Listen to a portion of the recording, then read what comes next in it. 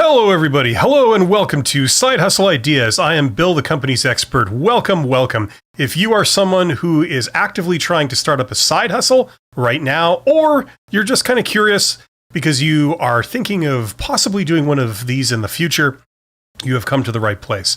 If you're seeing my beautiful face right now on YouTube, right next to the video, there should be a chat box. Get in the chat and ask me some questions. Ask me anything you're wondering about related to side hustles and entrepreneurship in general. What challenges are you struggling with right now? What are you curious about? I'm here to help you to the best of my ability. And I see, welcome to Victoria Oni, who is the latest member on my YouTube channel. Thank you, Victoria. Membership has its privileges, so you get access to all the member-only videos and preference for answering questions. Yes. Now, on the last episode of Side Hustle Ideas, last Thursday, I had mentioned, based on somebody's question, that I would start off today by talking about how to get your first customers. Okay, so I'm going to lead off the discussion with that. I can't remember who asked that question, but it's something that a lot of people are wondering. It's probably the single biggest question that people have when they're faced with the prospect of doing something on the side. Okay. And I'm going to do my best to answer that. So let's just go for it. In the meantime, if you guys have questions, ask them in the chat and I will do my best to answer those as soon as those come up. So, okay, let's get started here. So how to get your first customers. Now, contrary to popular belief, I have to get a couple of things out of the way first on this topic. And that is that a lot of people's instinct, if you've never been in business before, you've never tried to sell anything before, a lot of people's kind of first assumption or instinct is to go to their friends and family. Okay. So your first customers would be family members, close friends of yours, things like this. I would like to dissuade you from that right off the bat. Because although, yes, you might be able to, get those people as customers and have them pay you and have them trust you, you know, right off the bat before you've really done much. There's a lot of problems with that. Okay. And the most important problem, the biggest challenge is that it gives you a false sense of success. Okay. What I recommend that most people do, okay, and there's many ways to market yourself, and there's many types of ways to persuade people to buy your product or do business with you, whether you're selling a product or a service, okay? But people should use your first customers as a validator, okay? What that does is that if you put yourself out there to people who don't know you, they don't have any kind of personal connection with you, they don't have any reason to trust you or to, help you in any way. What that's doing is it's validating your formula, shall we say? Okay, that's the most important thing, in my opinion, that your first several customers do, and this is what I have encouraged people to do for a very long time, because the idea is that what I've seen several times actually, and this is kind of a staple of, sort of people that are just starting out and they're kind of amateur, is they will have a business idea, they'll be able to deliver on it, say they're selling a service or something like that, and they will first go to their friends and family, they will get some customers from among their friends and family, and they take this to mean, okay, my formula works. The product I'm selling or the service I'm providing and the way I'm going about it, trying to get customers and what I'm offering and the price I've set and all that kind of stuff, they're getting validation. They're getting would-be evidence that suggests that they're doing the right thing. However, it is false information because when they try and go to a customer that is not among their friends and family, they find that it doesn't work. Okay, so presumably the goal is to be able to get customers that are beyond simply your friends and family, right? They're people that don't know you, they don't have any personal connection to you. Now, if that is your goal, which it should be for pretty much everybody, this is working against you because it's giving you the false impression that what you're doing is working. In fact, it's not, okay? The only reason that your friends and family usually would be your first customer is because they already know you personally, and they already have feelings of goodwill towards you. They want to encourage you. They want to help you, this kind of thing. So that's really the motivation for them doing business with you and buying your product or buying your service. Okay. Now, there's a whole universe of other reasons why doing business with friends and family is also problematic, but that's the chief one. Okay. The idea being that if you go in the first place, before you go to friends and family, which I don't really agree that you should even target anyway.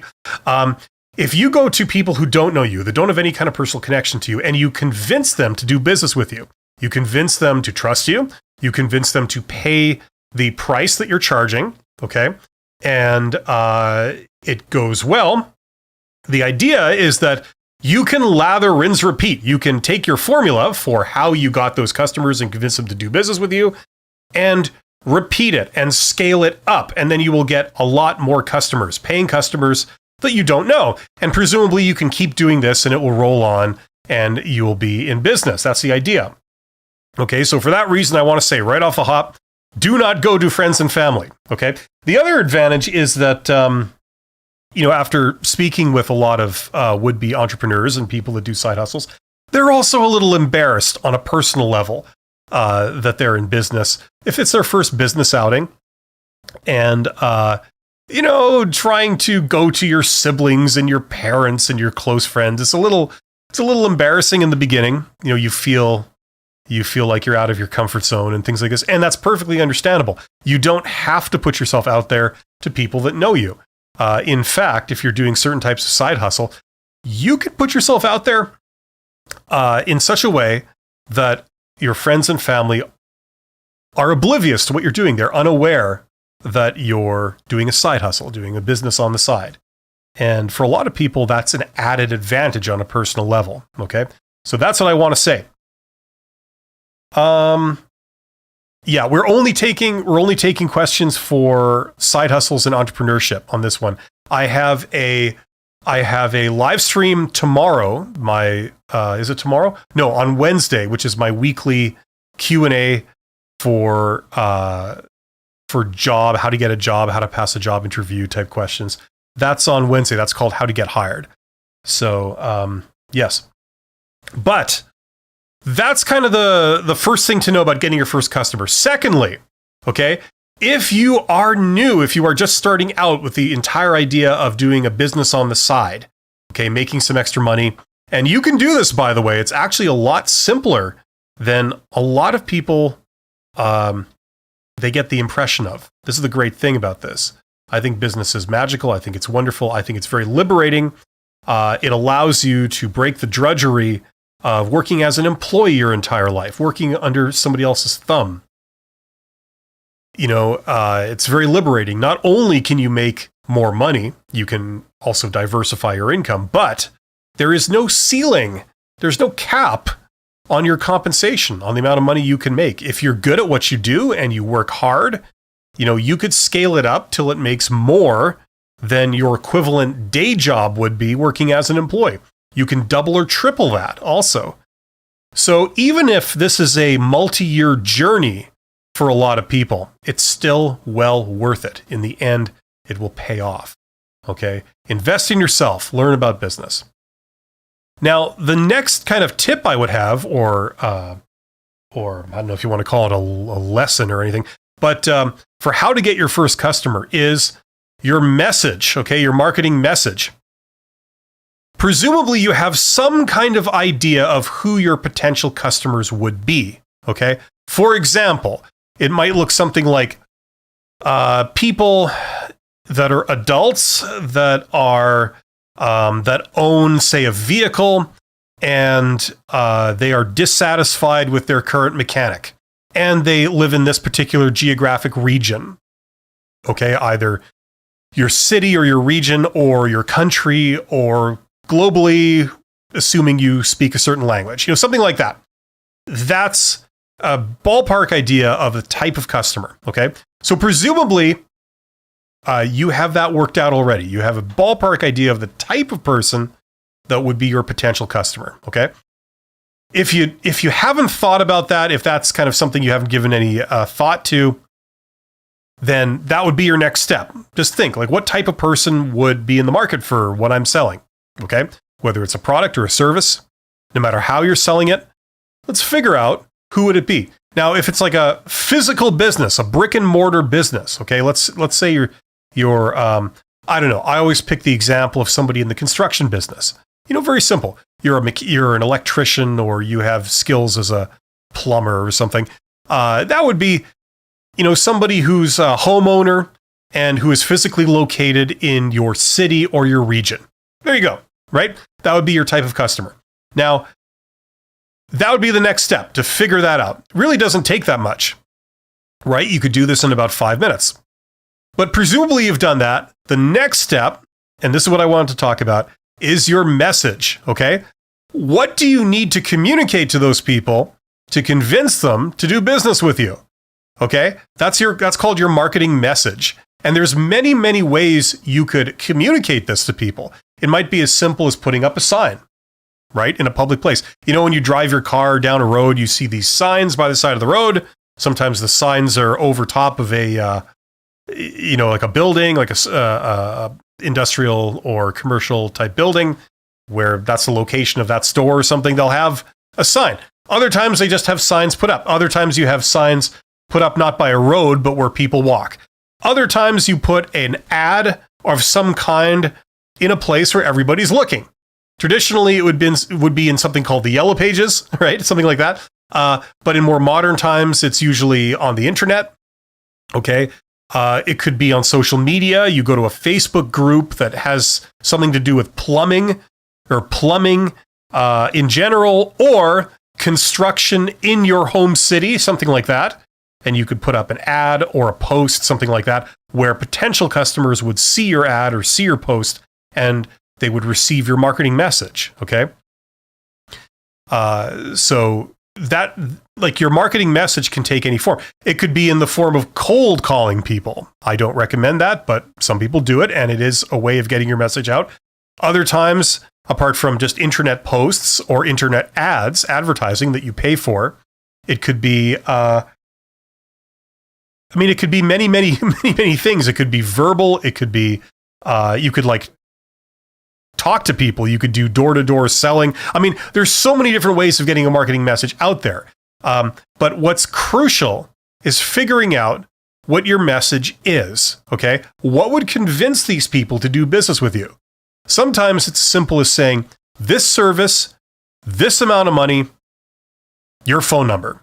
Something like that, okay? That's very, very simple, but that would be a marketing message, okay? It could be asking people rhetorical questions. Have you ever thought about this? Are you paying too much for this? Blah, blah. Do you want this job done right?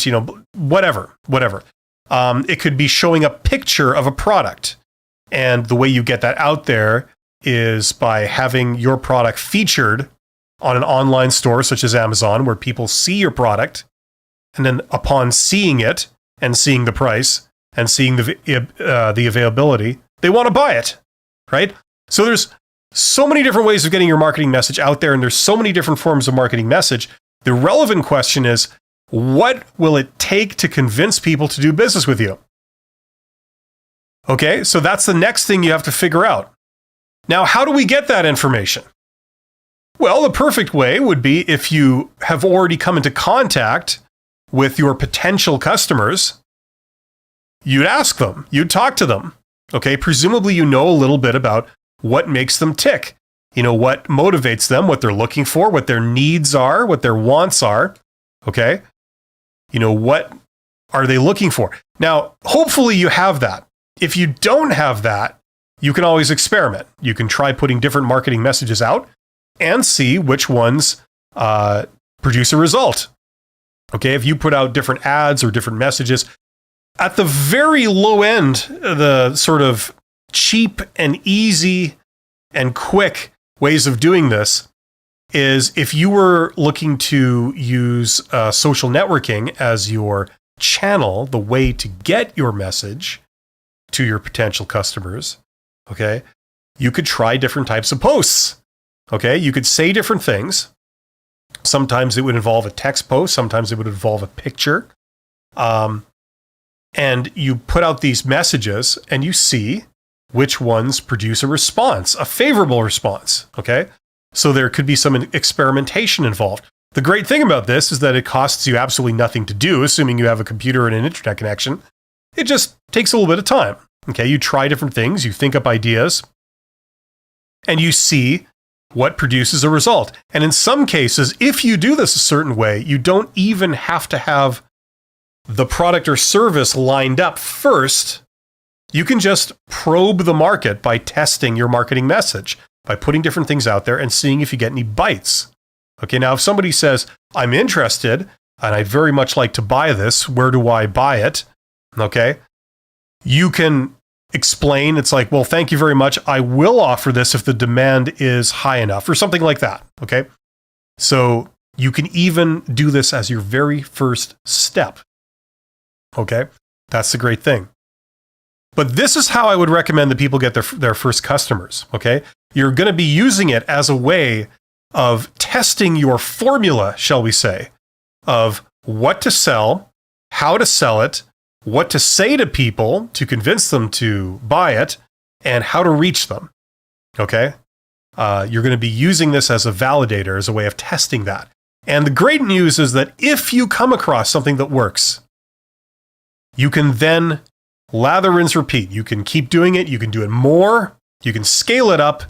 And if, say, throwing out 100 posts gives you one customer, you could find a way of throwing out 50 posts to get one customer.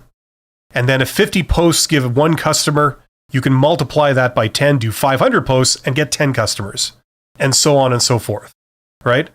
That's the beautiful thing about this. Okay, we have our first question, I believe, here. Teresa says, good morning. Setting up home pet daycare for small dogs. Any other ideas to drive traffic to my website, plus business cards besides pet stores? Vets bored already. Need ideas for other pet ventures. Okay, Teresa. Now listen, personally, I don't know much about that industry, but that doesn't matter. My understanding is that what you're doing is not 100% original. You're not the only person in the world to have thought about doing this type of business. I would venture a guess at saying that there are other businesses, other companies set up that provide that service. And this is a good thing, okay? Because if it were me, the first thing I would do is I would go and I would check out what your competition is doing, what other companies in that same space are doing. What's the message that they're putting out there? What does their website look like? Okay. If I'm a potential customer for, hypothetically, if I was a potential customer for this service, okay, what do I care about? Do I care about price, number one, or do I care about safety of your pets, or do I care about the trustworthiness of the organization, or do I care about the proximity of your service to my home? What are the things that I care about in what order? Okay. And by looking at your competition, especially if they're successful, that may yield some of the answers to this, okay? If you don't know this information, what would be probably a high priority for you is to figure out, by talking to potential customers or trying to get that information one way or another, what your customers care about, okay? What really speaks to them, okay? Because some businesses, for example, it turns out the only thing they really care about is price. They don't care about the convenience. They don't care about the quality of the product. They don't care about the speed with which you deliver it. They don't care about how many years you've been in the business. What they care about is price, okay? Some businesses work like that, okay? Other businesses, they don't care about price. They don't care about how many years you've been in the business. They don't care about, precisely the quality of what you do beyond a certain point. What they care about is how quick you can deliver it and how close in proximity you are physically to them. Okay? For example, you want someone to come and fix your furnace. Probably the number one thing is how fast can he get here? Right? Something like that. So you've got to figure that out for this particular business. Okay? And you can do that as a start by looking at your competitors and how they're doing things. Do a Google search for that. And you know what? Just for fun, let's do this together here. Okay, so pet daycare for small dogs. I just want to see something here. Pet daycare for small dogs. Okay. Now, already it's coming up with a map, and I can see several businesses that are in reasonably close proximity to me that do this. Okay, you can also see the companies, and there are some resources here online. Let's go to one of them here. Okay, so I recognize this immediately as a template style website. It doesn't take much to create a website like this. There are very cheap and simple services that you can sign up for online. You pay them, a pittance every month, and they will host your website, and they will give you the templates for you to create something like this. All you have to do is come up with the text. And I don't know if these are stock photos or multimedia, but you can create this simply enough. Okay, that's a whole topic in and of itself. But, you look at what they're doing. How are they advertising? Okay, they have a way to book it online. And like here would be their marketing message. Okay, what you see here, their tagline, and what they're saying. Okay, so a lot of this would be stuff to take in. Now, you would also look at other ones too, and you would keep going. And after you've looked at about 20, 30, 40 of these, you're probably going to see some trends that occur. They all seem to be focusing on this element. Okay, like, for example, one thing I noticed is that they're not advertising their price up front. They're not saying, we're the cheapest, right? That doesn't seem to enter into it, at least not at priority one. So already we're starting to get some information on how the customers think and what's important to them, okay? And a good starting point, if you don't know yourself in any greater detail, would be to replicate that, okay? And put together your formula about what you're going to offer and how much it's going to be and how it's going to work, and then get a website up. Okay. The second element is, how are they getting this message out to people? And just not knowing any specific thing about this industry, I would imagine that, first of all, they're listing their website among directories and places where people would look for that service. And also, like, for example, we typed it into Google, right? We typed it into Google, and bam, these things start to come up. Okay. So presumably you would register your business with Google so that Google is aware that you have this type of business, right? So it comes up in listings like this, right? And I would also imagine that you can't do business with people all over the world for this kind of thing. You have to be in geographic close proximity to them, okay? And so on, right? So you're going to be learning about things like this. That's how I would do it. I would start by looking at your competition. And unless you know different, or unless you have very strong feelings and, about how you want to do it, start by replicating what you see until you develop more sophisticated knowledge of your customers. Excuse me.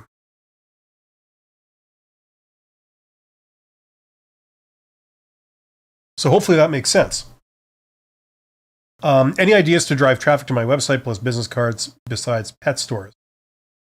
Vets board already need ideas for pet venues. Okay, well, I mean, the other element of this would be, like, I imagine, because this is a business that requires close physical proximity, what other places are your competitors getting their marketing message out? So you mentioned business cards. Could you do pamphlets and business cards and leave them on the counters of other businesses? Usually it's not a problem if you go up to a related business and you say, would it be okay if I left a, this is my pamphlet or this is my business card. If I were to leave a several business cards here in a holder for customers to take at their convenience, would that be okay? And usually, certainly a lot of mom and pop stores would say okay. And a lot of larger businesses would be okay to that too. But, they might ask you to jump through a couple more hoops to get there. But, things like that, I would look into that stuff, right? And if you're advertising within a geographic region, I would hit up every business and just ask them, is it possible to leave the business cards? Or is it possible for me to put a sign on the wall advertising my services? I'm just local, something like that, right? And, just think like this and get information on that. So hopefully that makes sense. That's a good question, Teresa. Thank you for your question.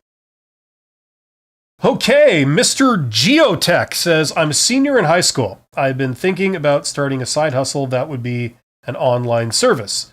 Is this a good idea, or should I put all my focus on school? It's certainly a good idea, yes. I mean, the more you learn about business, the more you will be successful in your life or in your career, no matter which way you go, okay? For some people, they work as employees their entire lives, and that's fine.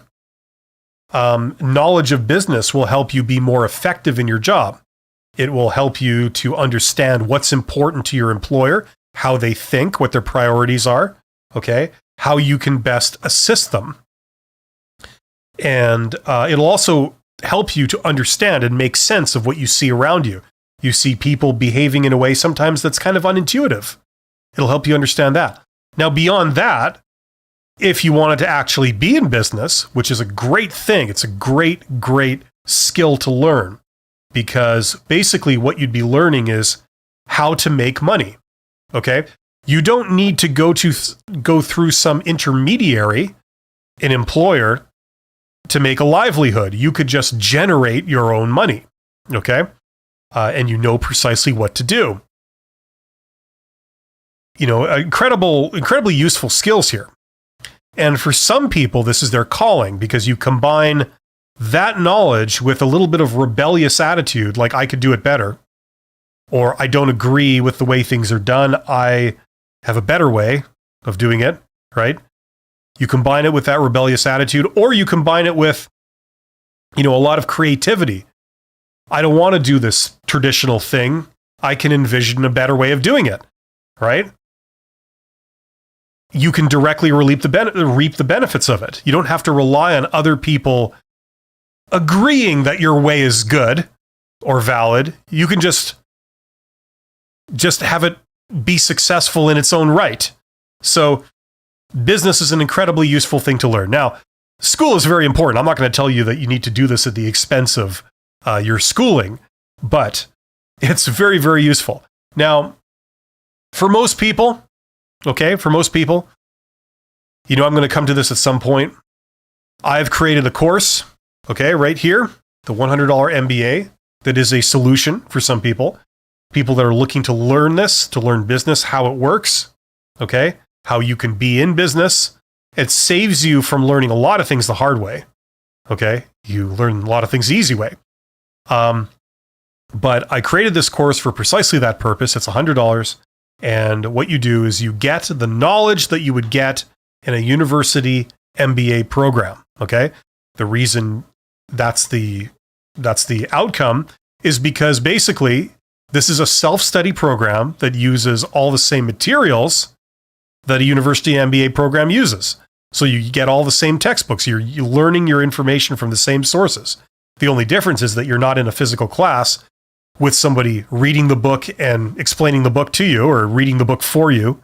You just read it yourself. And you're perfectly capable of doing this. Assuming you're an average, say, high school student, or you graduated high school, you could do this. It's really not that hard. So you get a book list, you order the books, you can get them cheap, secondhand, usually for $5 or $10 off places like Amazon. I provide you with help how to do all of that. And then I provide several videos that guide you through each of the topics, and I give you my own 2 cents on each of the topics based on my experience leading companies and coaching entrepreneurs and business owners. So you get all that for $100. For some people, that will be a good solution. But Mr. Geotech, do well in your schooling. Don't do this at the expense of your schooling, but anything you can learn about business along the way will help you. You will be investing in yourself in the best way possible. Hopefully that helps. Teresa again, thank you. Great information. I also thought of elderly people with small dogs. I have a senior center nearby. Thanks again. Yes, Exactly. So the challenge, like, now that you know where that particular market segment is, elderly people that need this service, okay, the next step to really target them would be to help understand what they care about. So maybe of all the different points about your service, okay, things like your price and your convenience and, the safety and quality of the service you provide. Beyond all of that, okay, and the customer experience, beyond all of that,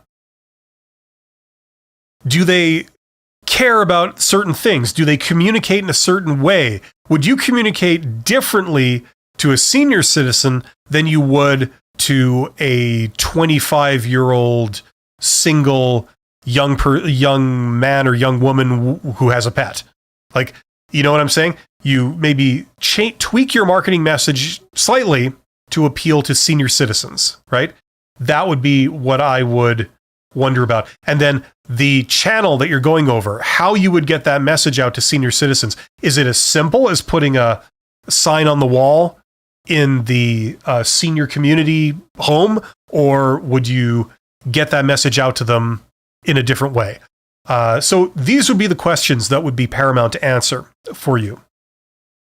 And it would probably make sense to go and talk to a few of these people and just get their thoughts, ask them questions. What do you think? What would convince you? What do you look for in this service, etc.? I have to ramp this down in a few minutes, but let's see here. And you're absolutely welcome, Teresa. That was a very intelligent question. Kazaki. Yeah, sorry, Kazaki. I'm not sure why your questions are not showing up. Just must be a YouTube thing. Just try again. Don't use any colorful language, or it might get filtered out. I know YouTube does that. Zep says, "Evening.